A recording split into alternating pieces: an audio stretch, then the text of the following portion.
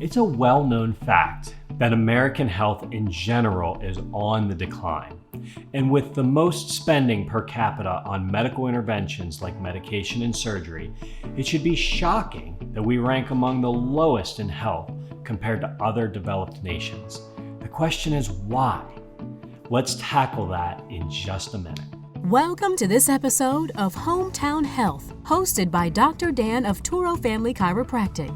We as Americans spend the most on pharmaceuticals per capita than any other nation in the world. And we consistently rank below 25th when it comes to infant mortality and life expectancy. We're outranked by much of Europe and other countries such as Chile and Cuba. Let that one sink in. We spend the most on medical care, and yet we are far from the healthiest nation. Why? The good news is the answer is simple. It comes down to the way we approach health in general. You see, our current system takes a pathogenic approach, meaning the focus is all on disease and what causes a person to be sick. By taking this approach, we create a medical system that hunts for symptoms with the goal of making the symptom disappear. And we do this by covering it up with medication or by cutting it out through surgery. But the problem is that this approach often leads to additional symptoms from medication or additional challenges from the surgery.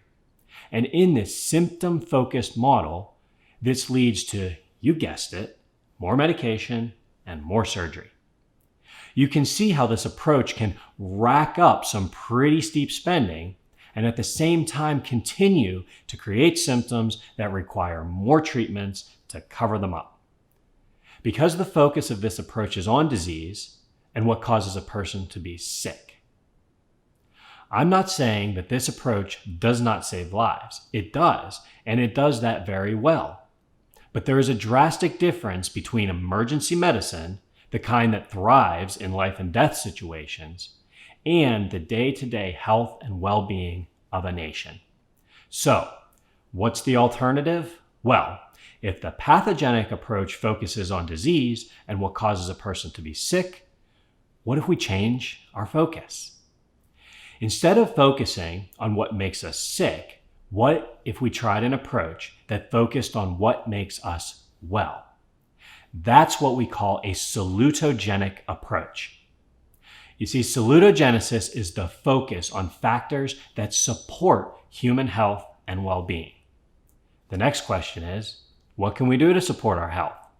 We can make healthy choices throughout our day, such as drinking water, moving and strengthening our frame, and choosing congruent foods that support our health. If we do this consistently enough, we form habits that help us improve our health and maintain our optimal level of wellness throughout our entire lives. The challenge is that to utilize this salutogenic solution, we must make wellness our choice every day. It's not a quick fix. It's not a means to a single goal. It's a lifestyle. If you want to learn more about implementing a salutogenic approach to your health, my team and I are happy to support your journey. If you would like to find out more about this and other health topics, please join us for one of our upcoming community events or connect with me directly about your specific health questions. And remember, I'm here to help you get healthy and stay healthy for life. Thanks for watching Hometown Health with Dr. Dan. To find out if chiropractic care makes sense for you, visit TuroFamilyChiropractic.com.